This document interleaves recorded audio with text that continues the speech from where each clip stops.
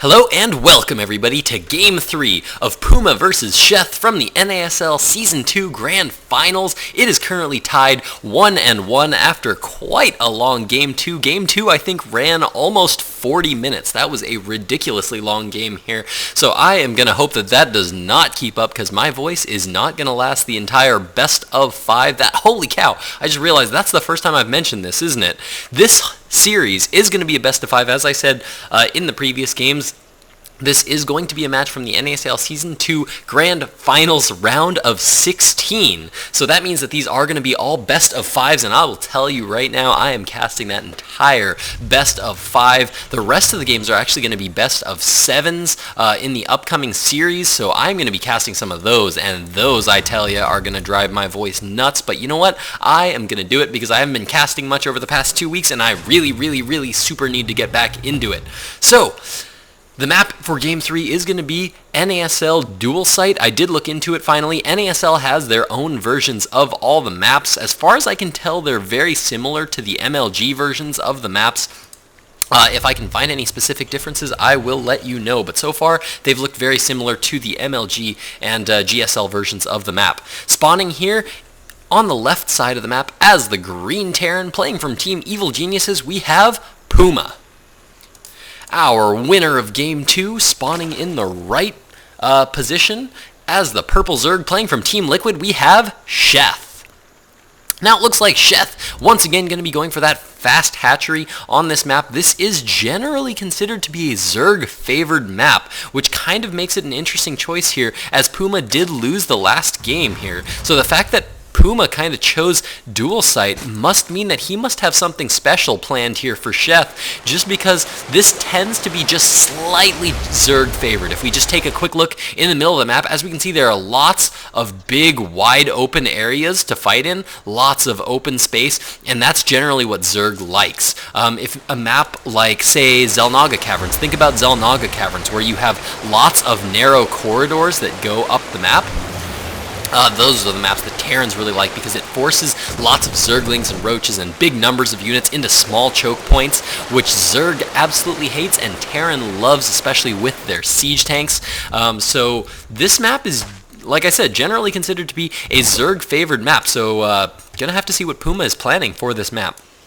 So far, we do see a 1 Rax expand actually going down here for Puma, as, well, we had 1 barracks go down, followed by an expansion. We do have double gas actually now being taken here by Puma, and this is actually very interesting here. I'm actually very curious to know what he's going to be doing with a double gas this early on. It can be considered just a little bit risky, and that's why he's keeping this SCV in his opponent's base just a little bit longer than you normally would. Normally, a player, if he's going for something a little more army focused in the early game, wouldn't need to get as much scouting information, would just need to see whether there's a hatchery up and whether gas has been taken from his opponent, and maybe a quick check of the drone count.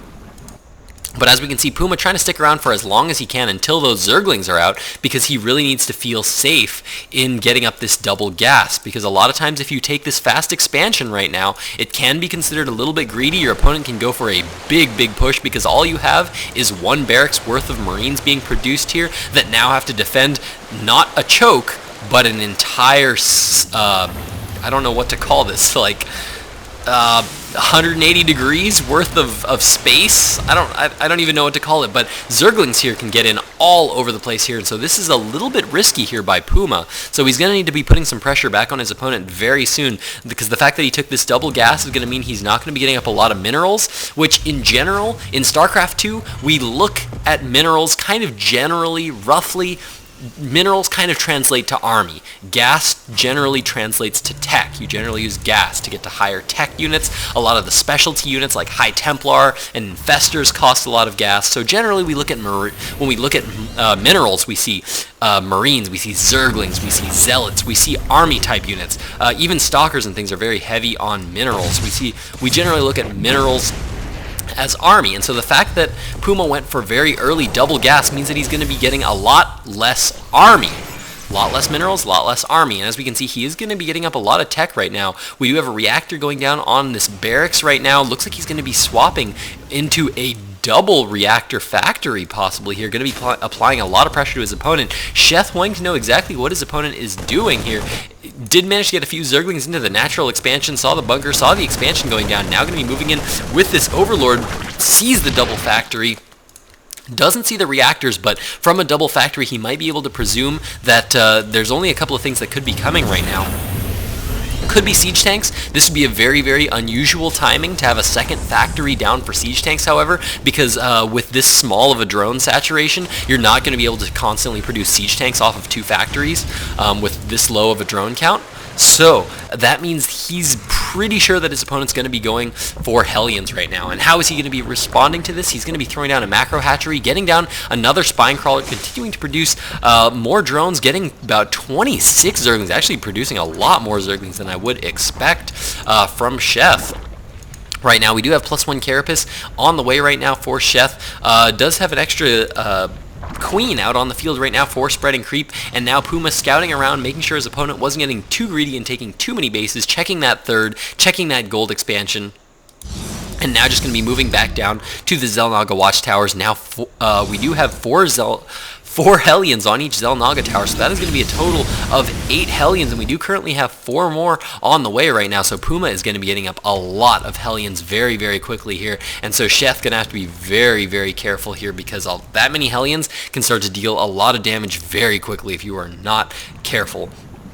Lair Tech now on the way for Sheth as well. Going to be getting up that Lair Tech once again, starting to throw down those second, third, and fourth gas geysers. And Baneling Nest now coming up on the way, as well as more drones. That is absolutely the response you usually want to go for Hellions, but here he's going to need to be careful because there are a lot of Hellions currently on the field. I love this Evolution Chamber positioning here from Sheth, but man, this Hellion count for Puma is starting to break through the front of the line. 1 Queen goes down, lots of drones now going down here, and Puma is actually, I think, going to get into the main, manages to hold position there on the ramp. Look at all the Zerglings now going down. If we check out the units lost tab right now, Sheth actually losing a ton of units right now. If we check out the workers killed count, we do see 15 workers killed so far, 16, 19 workers going down here, and Puma continuing to do more and more damage. Looks like he is going to be finally cleaned up all those Hellions there, but 20 workers killed there, and that is going to do a lot of damage. If we check out the harvester count right now, we can see that Puma is ahead 47 harvesters to 41 harvesters, so I would say that that was definitely worth it for Puma.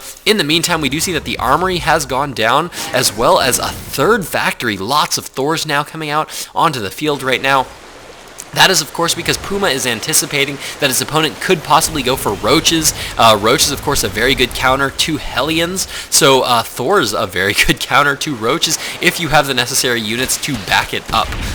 Thors on their own are not going to do a whole lot of damage to Roaches there, but if you have proper marine support and things, then they can potentially deal a lot of damage, can be very effective and very hard for Zerg players to be able to deal with.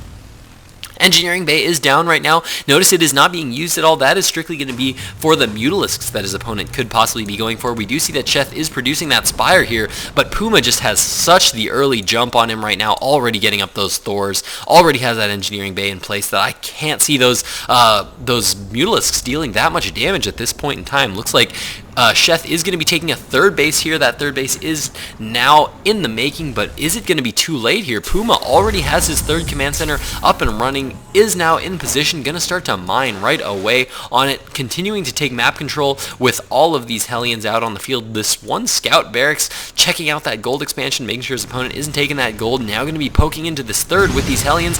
Going to see that the hatchery is still not even complete yet. Going to be feeling very confident about that.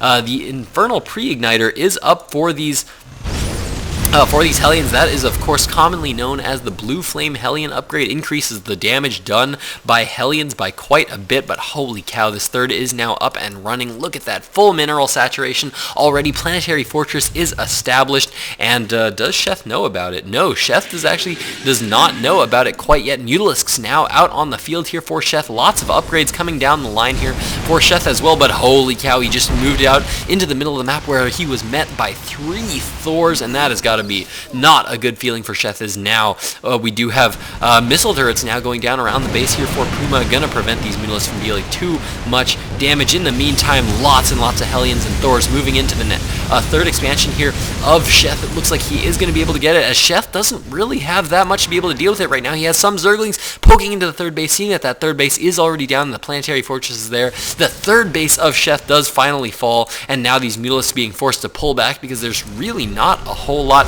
Sheth can do, and he is not in a good position right now to be able to deal with this big Hellion Thor push from Puma. This is actually a very creative push, something that I don't see too often, but it's countering what Sheth has done pretty perfectly here right now. The Lings and Banelings going to be able to get roasted quite quickly by these Hellions. These Thors going to be able to take out these Mutalisks in pretty big numbers at a time, and Sheth not going to be feeling good right now, trying to retake that third base, but all he's doing right now is trying to deny his opponent from moving out too much right now, trying to keep his opponent's forces pinned back right now by applying pressure with these Mutalisks, but this low Mutalisk number not going to be that big of a worry here for Puma, as he's pulling back right now, but as we can see, he's establishing missile turrets back home all over the base so that once those missile turrets are up, he can start to get aggressive once again, and I would almost bet that is exactly what Puma's going to be doing here, as he is in such a good spot right now. The expansion timing of Puma, coupled with his aggression timing, is actually